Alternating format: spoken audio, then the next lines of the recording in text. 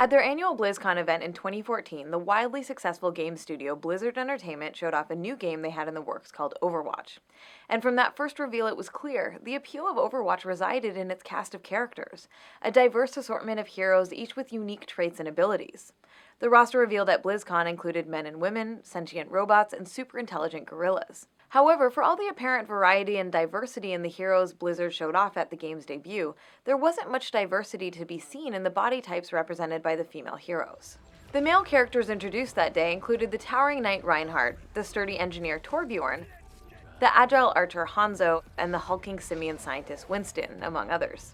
The 5 female characters introduced consisted of the slender adventurer Tracer, the slender healer Mercy, the slender support character Symmetra, the slender sniper Widowmaker, and the slender but well-armored security chief Pharah. Overwatch was hardly alone in having all of its female characters share a similar physique. In Ultra Street Fighter IV, characters such as Dalsum, Hakan, E. Honda, Rufus, and Vega represent a significant range of male body types.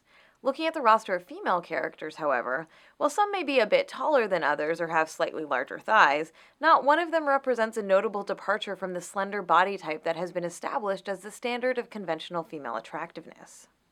Similarly, when we look at the champions on offer in the hugely popular MOBA League of Legends, we see the designers employing a wonderful range of body shapes and proportions across dozens of male characters, from the classic muscular warrior physique of Taric, to the hefty beer belly of Gragas, to the cartoonishly disproportionate body of Dr. Mundo. There isn't any one male body type that is presented as the standard default male body type, and the value of these characters is definitely not connected to their sexual desirability. But when we look at the female heroes, there's nothing approaching the diversity we see on the male side of the roster. There are a few noteworthy variations from the standard. Illaoi is somewhat more muscular than many of the female characters. Jinx has smaller breasts, and there's the cute gnome-like Tristana. But the overwhelming majority of female characters make it clear that a slender figure with prominent breasts is viewed as the standard for female character design. Likewise, in Dota 2, male heroes can be handsome or comical, outlandish or grotesque, while female heroes are mostly relegated to being standard humanoid characters with conventionally attractive facial features. Where are all the female rock creatures, skeletal priests, and whatever this thing is? This isn't just an issue in fighting games, MOBAs, and other titles that give players a range of characters to choose from. Female characters across the board are often limited to that same specific body type.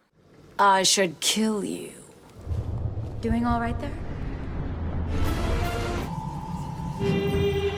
Stay away from her! Sure you want to let him go?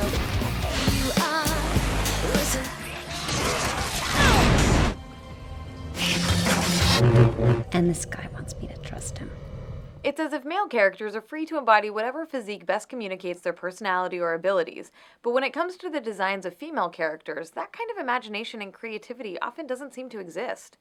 Rather than seeing such an exciting range of female characters, we mostly get the same body type over and over again, one designed to be sexually appealing to the presumed straight male player. This reliance on the same body type for so many female characters isn't just boring, it's harmful. It links our value as human beings within the culture to our desirability to men, and it reinforces our culturally influenced ideas about who gets to be considered desirable and who doesn't. The problem is exacerbated by the fact that when we do see representations of women with different body types, they're often presented as a joke, as in Fat Princess. Or they're pathologized and presented as a twisted transgression of the established feminine ideal, as in the case of the evil lesbian psychopath Jo Slade in Dead Rising. Let's see just how shameless you are, you dirty little skank! Say hello to my little friend! No, not again! When the majority of women who populate these game worlds are designed from the same narrow template, the problem isn't just what we're seeing in games, it's what we're not seeing. The fact that fat women and women with different body shapes aren't featured in these worlds reinforces the false notion that these women are less valuable and less worthy of recognition than those women whose bodies come closer to matching the cultural beauty standard. These limitations on creativity when it comes to female characters don't stop with body type.